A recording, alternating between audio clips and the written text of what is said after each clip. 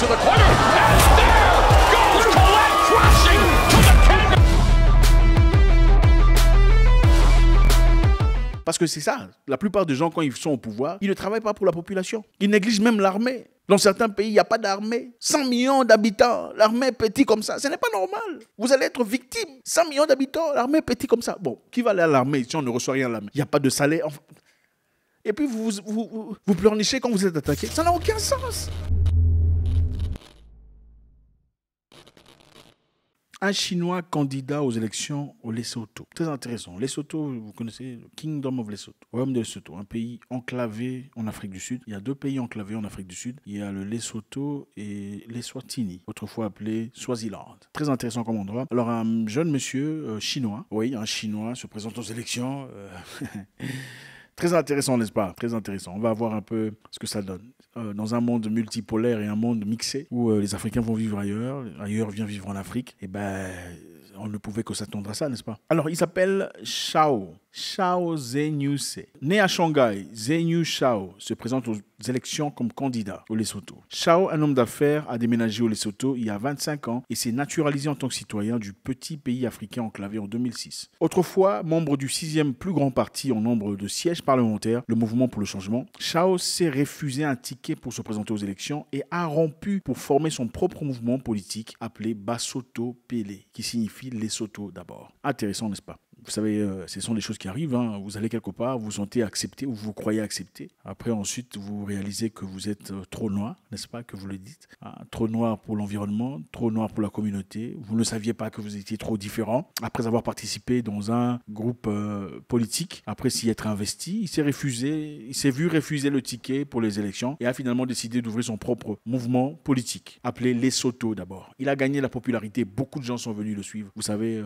un monsieur différent en Afrique, avec des idées différentes. Alors, en tant que chef de Basotho Pele, Shao, qui s'appelle Jason, maintenant, on ne va plus l'appeler Shao, vous voyez, il faut faire westernize, il faut jasonner le monsieur. Donc, Jason, en anglais, également connu localement sous le nom de Poulet, vise à se concentrer sur les opportunités d'emploi et réduire la dépendance du pays à l'égard des produits importés, s'il devrait être élu aux élections. Donc, il fait des promesses, évidemment, on ne va pas être dépendant des produits importés, il faudrait commencer à produire sur place. Le Lesotho devrait avoir ses propres entreprises qui fabriquent des véhicules à moteur, des pièces de rechange, des appareils électroniques. Nous devrions également exporter des articles produits dans le pays, a-t-il déclaré. Voilà, donc il encourage la population du Lesotho de ne pas seulement dépendre de ce qui vient d'ailleurs, de commencer à activement travailler, à construire un système à travers lequel le Lesotho sera aussi producteur et surtout exportateur. Vous savez, beaucoup de pays africains, généralement, nous sommes importateurs, hein, n'est-ce pas? L'Afrique importe tout. Papier hygiénique, allumettes, lames des rasoirs, tout. Rares sont ces pays qui peuvent... Bon, lui, M. Shao, venant de Shanghai, dit qu'il va transformer le Lesotho,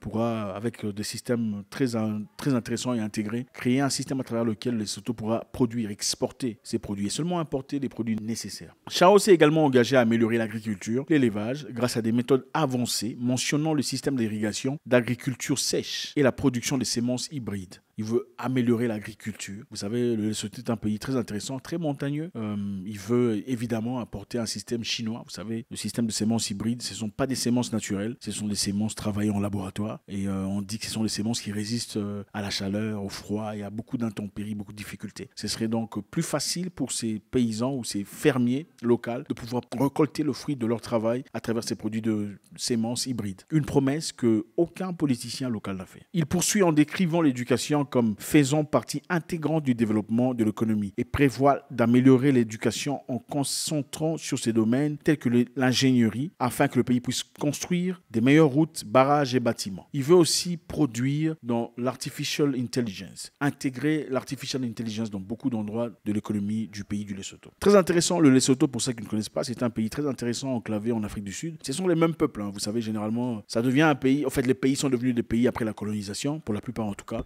Beaucoup de peuples vivaient en communauté, c'était des clans, des familles, des gens, des tribus. Ensuite, on a créé des pays et ça a créé beaucoup de problèmes. Je pense que vous en savez quelque chose, n'est-ce pas? Vous verrez dans certains pays des cousins dans deux pays différents. Ils sont cousins hein, direct, mais dans deux pays différents. Maintenant, ils font partie de quel pays? Point d'interrogation. Par exemple, on voit au Kenya, il y a un sénateur qui a son cousin direct en Ouganda, au Parlement ougandais. Sénateur au Kenya, parlementaire en Ouganda. Même famille. Comment est-ce possible? Le fruit du pays. Donc, le Lesotho est un pays très respecté parce que c'est un pays très ordonné, très propre. Un pays qui a une très bonne réputation dans la positivité. Beaucoup de femmes sont engagées en politique, beaucoup de femmes sont respectées, beaucoup de femmes sont financièrement réussies. Mais aussi, il y a l'autre côté du Lesotho. On dit que 25% de la population est atteinte du VIH, c'est-à-dire une personne sur 4. Ouais, un adulte sur 4 est atteint de VIH.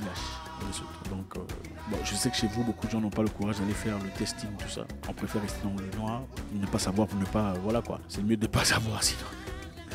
Donc, une personne sur 4 est atteinte de VIH. Mais curieusement, on dit aussi, les mêmes rapports disent que sur ces personnes, c'est-à-dire 25% de la population est atteinte, sur ces 25% atteintes, seulement 3% sont en traitement. Si seulement 3% sont en traitement, naturellement, on devrait avoir des gens qui meurent chaque jour, n'est-ce pas? Mais bon, curieusement, il n'y a pas d'hécatombe, il n'y a pas de...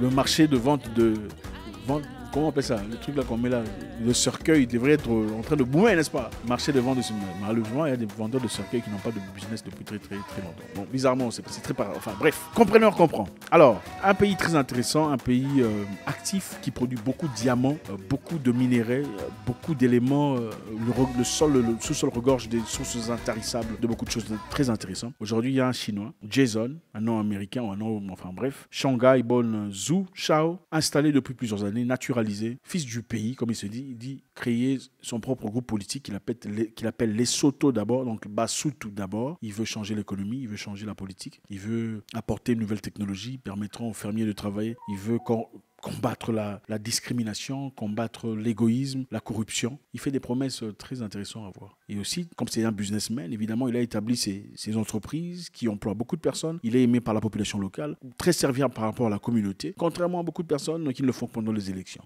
Alors, il a gagné une popularité, il faut le dire, il a gagné une popularité. Il y a beaucoup de gens qui le suivent, beaucoup de gens qui le soutiennent, beaucoup de gens qui pensent qu'il mérite cette opportunité, puisque ça fait beaucoup d'années qu'il vit dans ce pays. Est-ce normal? Est-ce acceptable de voir un monsieur venant d'ailleurs, en tout cas de la Chine en l'occurrence, venir postuler dans une élection aussi grande en Afrique? Qu'est-ce que vous en pensez? Légitime ou pas? En toute honnêteté. Écrivez avant de la fin de la vidéo parce que je pense que c'est important d'écrire et surtout d'assumer ce qu'on a écrit. Il ne faut pas attendre la fin de la vidéo pour avoir la conclusion que moi j'ai eue. Non.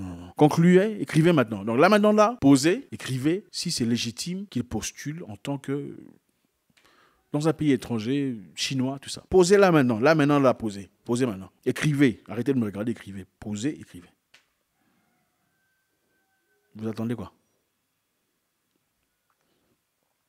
Ok, maintenant que vous avez écrit, vous avez pressé sur play, ça fait plaisir de le savoir. Monsieur est-il légitime? Devrait-il postuler? Devenir quelqu'un d'aussi important, proéminent dans un pays aussi étranger? Je ne sais pas. Je sais que les avis seraient différents. Certaines personnes diraient certainement qu'ils ne méritent pas, qu'ils ne devraient pas le faire. Les Africains doivent reprendre en place leur force, leur autorité, leur destinée. Surtout que c'est une personne qui faisait partie d'un parti politique depuis un temps, a participé financièrement. Mais au moment où il voulait postuler aux élections, il a été poussé à l'écart. On a dit non, pas toi. C'est à partir de là qu'il a postulé comme indépendant. Il a commencé à travailler comme... Voilà, il a ouvert son propre histoire. Alors, est-ce légitime ou pas? Pour ceux qui disent que ce n'est pas légitime. Vous savez qu'en Europe, il y a des Africains qui travaillent au Parlement. Hein. Il y a des députés d'origine africaine. Il y a un jeune homme, là, je pense, on a parlé récemment, je ne sais pas, dont les parents sont nés au Congo, Kinshasa et Angola, qui a été victime de racisme. Il est en France, hein, il est politicien, n'est-ce pas? Ça ne pose aucun problème, n'est-ce pas? Il y a aussi une dame en Italie qui politicienne afro. Il y a aussi un monsieur au Canada, je pense, pour ceux qui disent qu'il ne devrait pas postuler puisqu'il est chinois. Vous ne pensez pas qu'il y a quand même un petit souci de... vous ne trouvez pas? C'est OK que les Africaines aillent postuler ailleurs pour devenir des gens importants, mais l'envers du record n'est pas acceptable. Je ne sais pas, soyons honnêtes avec nous-mêmes. Je ne sais pas, dites-moi, c'est très intéressant de le savoir. En tout cas, dans tout cela, il y a beaucoup de gens qui pensent qu'ils ne devraient pas. Certaines personnes pensent qu'en laissant une opportunité à ce monsieur Jason, une aussi grande opportunité, ce serait ouvrir une porte qu'on serait incapable de fermer dans le futur. Les Africains devraient prendre en charge leur avenir, leur destinée, surtout dans des positions clés. Je sais qu'il y a des pays où on n'autorise pas une personne qui n'est pas naturellement née de cet endroit de postuler à certains postes clés du pays. Mais on voit au Canada les portes ouvertes pour beaucoup de personnes. Le Parlement est mixé. Enfin, qu'est-ce que vous en pensez? Est-ce que chaque pays, dans ce cas, devrait rester dans son pays et développer seulement son pays et être parlementaire dans son pays et président dans son pays et pas ailleurs? Sinon, on serait égoïste, n'est-ce pas, de dire que non, on peut faire ça chez autrui, mais pas chez nous. Ce n'est pas applicable. Comme si le racisme, le reverse au racisme n'existe pas. S'il faut être correct, dans ce cas, il faut être correct partout, n'est-ce pas? Il y a aussi une dame chinoise qui est parlementaire en Afrique du Sud. Tollé général pendant un temps. Il a fallu scruter, examiner son cas, vérifier. Elle est parlementaire sur le compte de l'ANC, le parti de Nelson Mandela, en Afrique du Sud. Est-ce pour créer une mixité, pour montrer que les gens sont acceptants? C'est une communauté rainbow, c'est-à-dire une communauté arc-en-ciel où tout le monde s'accepte. Est-ce que l'Afrique peut progresser en intégrant les étrangers? Est-ce que ça pourrait peut-être progresser? Est-ce que ça pourrait remplacer le mensonge, le vol, la malhonnêteté de beaucoup de nos dirigeants? Parce que c'est ça, la plupart des gens, quand ils sont au pouvoir, ils ne travaillent pas pour la population. Ils négligent même l'armée. Dans certains pays, il n'y a pas d'armée. 100 millions d'habitants, l'armée est petite comme ça. Ce n'est pas normal. Vous allez être victime. 100 millions d'habitants, l'armée est petite comme ça. Bon, qui va aller à l'armée si on ne reçoit rien à l'armée? Il n'y a pas de salaire.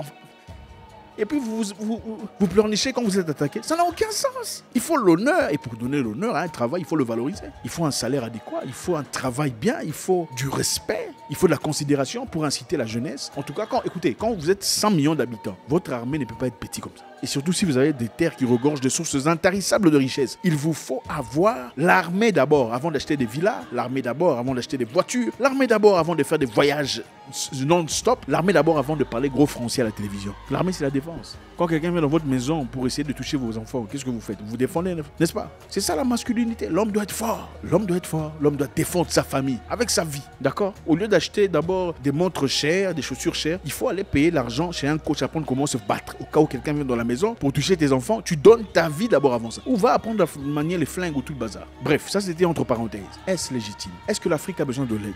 Besoin d'aide étrangère peut-être? Peut-être que ces gens en venant dans nos continents, je ne sais pas, dites-moi, peut-être qu'ils intégreront une mentalité différente. C'est cette mentalité qui a poussé à ce que leur pays avance, progresse et évolue, puisse nous aider à nous, au moins à nous booster vers la bonne direction. Qu'est-ce que vous en pensez? Bon, il faut dire qu'aujourd'hui, on utilise certaines choses parce qu'on a vu ça de certaines personnes. Il faut être honnête, n'est-ce pas? Hein? Bon, on dit qu'il y a un noir qui a créé ça, mais bon, nous on a vu, c'est pas un noir qui est né en Afrique, c'est clair. On a vu ça ailleurs. Avant, il y avait des téléphones avec des grosses antennes. Vous vous en souvenez?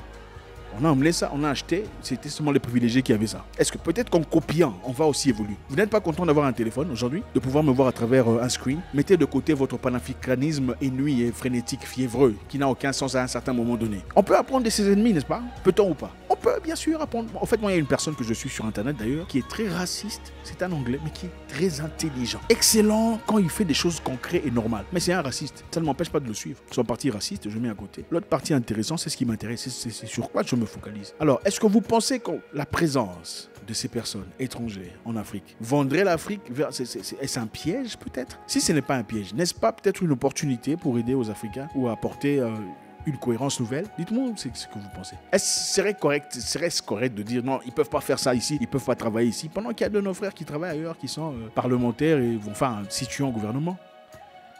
Faites-nous savoir ce que vous en pensez. Bless.